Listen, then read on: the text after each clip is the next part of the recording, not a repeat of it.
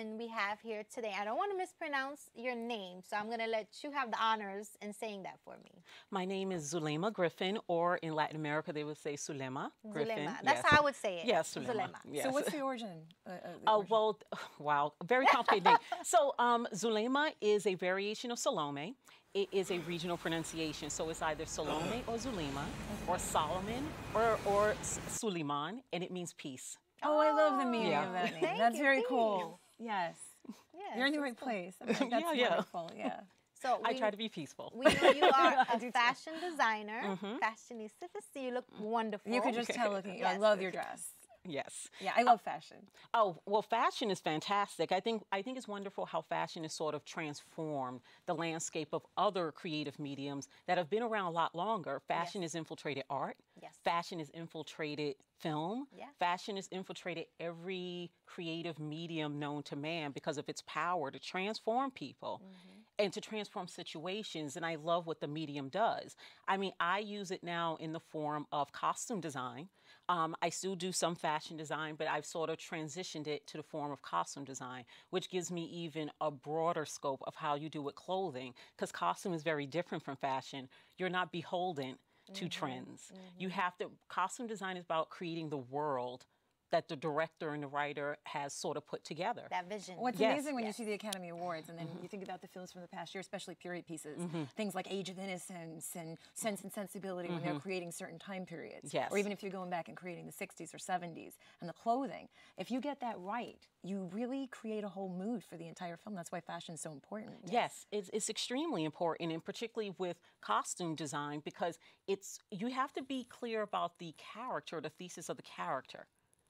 So it may align with things that are going on in the street, and it may align with things going on in Hollywood, but not necessarily so, and that's what's so great about costume designing specifically. What are some of the projects you've worked on? Well, I have been back in the industry for 3 years now. I was married, so I quit, because you know this industry is the fastest way to get divorced. So I quit, and when I got divorced, you go back to what you really, what you love, your passion. You go back to your roots. So my first job was a television show with Nickelodeon called Alien Dawn, and it was a real departure for them because it was a very adult show, and it was a very progressive show with the subject matter that they dealt with, as well as how they handled the show, the fighting, the various other things. So then moving forward, I got a series of period films, one being the last, oh my God, I can't believe, The Lost Girls. I'm sorry about that. That was really good. Yes, so The Lost Girls was a sort of, it was a sci-fi film, but basically it was about vampire slayers that went through various periods. So I got to do Revolutionary War, I got to do the future. That must have been so fun. Oh my God, it was a wonderful film for two reasons. One, to go through all the periods, but also it was all green screen.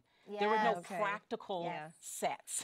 Oh, that's cool. So, yeah. No, I know how that is. That almost made me crazy because they're just like, okay, so they're on this fast-moving train. Really? There is no train here. So you have to think about how the wind blows and making sure you're working with production design and as well as the camera team to make sure you get the angles right and that, no, this is not right, the closing. So it was challenging. So if you had to pick one period, which was your favorite in that project of working on from Revolutionary War on down?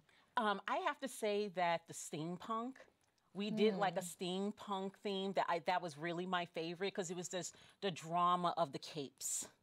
You know, the hats, the gloves, the various periods, but also tweaking it and making contemporary. Because remember, these are women from present time who are going to the past. So they're grabbing things, but they have this contemporary sensibility that if you look closely, it looks as if they're of that time, but then you're just like, wait a minute, Lycra didn't come out then. Wait a minute, because they're picking in these things up as they go along because they may have to hop to another time period to catch these vampire villains. Yeah, it was really good. I saw some of the trailers on that. They were good. Yeah. It was really good. That's what's so cool. Thank you. Fashion is establishing time. It's establishing place, personality, character, transcends all of that. I mean, you see so many, like you have the art exhibits at the Met, and you have different things. You have the fashion designers. They have the exhibits there, and like fashion meets art. It's so wonderful. You know, I just love it. It's something that's always fascinated me. I've actually curated as well, where I've yes, wonderful. I do curate, and I call it my old lady job. It's so funny because it's something that I actually want to move into eventually in life, because you do all the same things. You do costume design, you do production design, but with better hours. And that's the key part of this, is that I Like love 9 to the 5 industry. more, yeah. Exactly. It's much better hours. So yes, I've done some curatorial projects that also deal with fashion and costume and sort of juxtaposing various themes. Well, I think it's wonderful too. Fashion can make you feel, especially as a woman, but in general, better about yourself. If you're sick, you know, it could just brighten up your day. Yes, People it who have can. cancer, I know there's different projects. I don't know if you've like worked something with that where you've seen it. Like people who have cancer and they just like, you know, getting a wig on if they're, you know, losing their hair due to chemo, or just changing their outfits, brightening themselves up, putting on lipstick, makeup. It can make you, even if you're just having a bad day, it can totally transform your life and elevate it and give you like spice up things. I find it is the same, not with just people, but just also with doing films as well, how that helps to sort of transform a character. Yes. It's very difficult as an actor if you don't have all the people in the crew helping you out. Yes. The director has to give you Yes. correct direction. Yes. The costume designer and the makeup people need to come together as a team. Yes. Filmmaking is teamwork. And if all these elements don't come together, it's not believable for the audience. You won't fool the audience for a second. People think audiences are dumb. They're not. They're quite bright. Yep.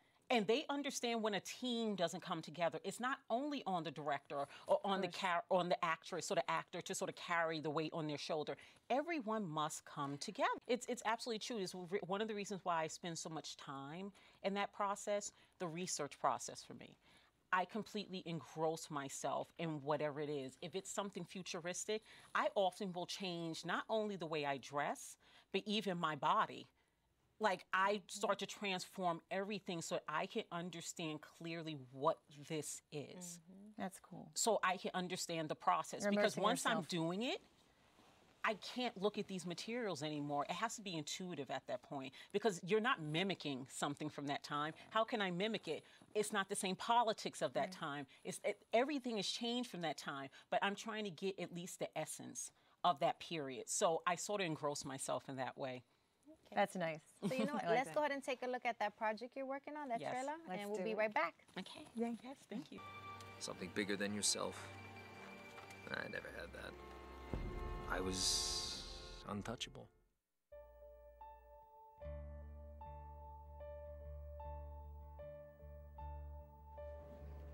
So, now that you're back, what do you want to do? Sure as shit ain't getting involved in the 9 to 5 game, I can tell you that. Have you ever heard of a spread shop, Maxie? I'm in the porn business. Oh. I am moving over 5,000 sets a month. Max, I'm not talking about getting rich. I'm talking empire. Hey, I don't know anything. I'm nothing. I'm nobody. You know what I want you to say. You see, I heard that you were open to making deals. Oh yeah, you heard that. Do you want to go somewhere? Maybe we could chat. Like, since you've been gone, something a whole lot prettier has come into town. You got some? You want some? No. Fuck Tony and his $100 a week bullshit. No, you come see me tomorrow. Don't say no. You're carrying around some old man on your shoulders. Some demon's got you deep in its clutches. He'll follow you to the end. Thank you. Let's do this.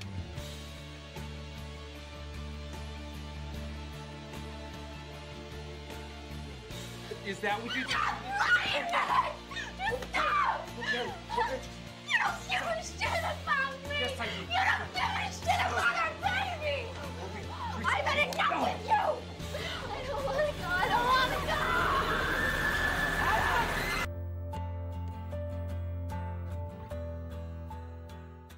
Wow, that was so Yeah, interesting. great clip. Definitely Yeah. different. Definitely really different. interesting. Like, takes you into a different world. It's starring Ian Harding, who's from Pretty Little Liars, Yes. and Oh, Ivana yeah. Lynch of Harry Potter fame, and Carol Kane, who's on doing Wicked right now Oh, on Broadway. wow, that's Yeah, wonderful. so they're the stars of the cast. film, as Love well as Carol some other Kane, things. Taxi, Brandon yeah. Sexton, who's in Zero Dark. Zero Dark. Oh, 30. 30. Yeah, Zero Dark 30. We can get it. We can get it. We can get it. We got it.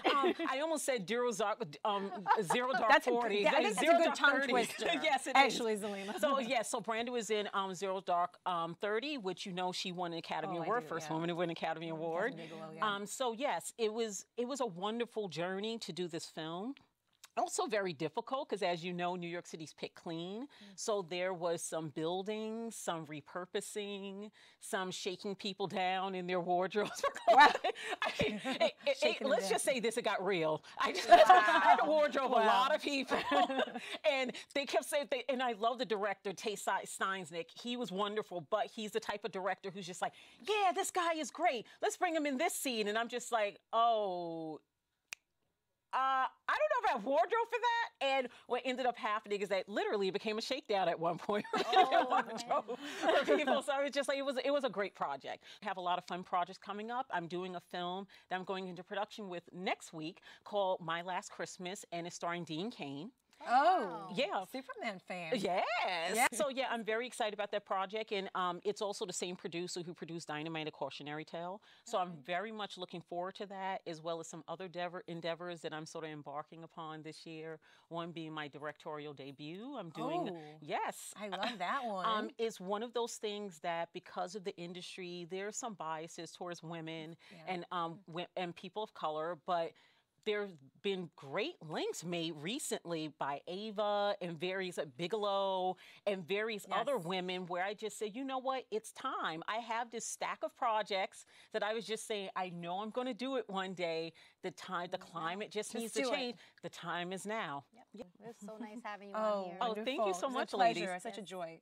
So for me as well. What's your website again so the viewers can find you? Yes, my website is Zulema. Now I have to spell it because it's one of those names. Z as in zebra, ULEMA hyphen Griffin, GRIFFIN.com.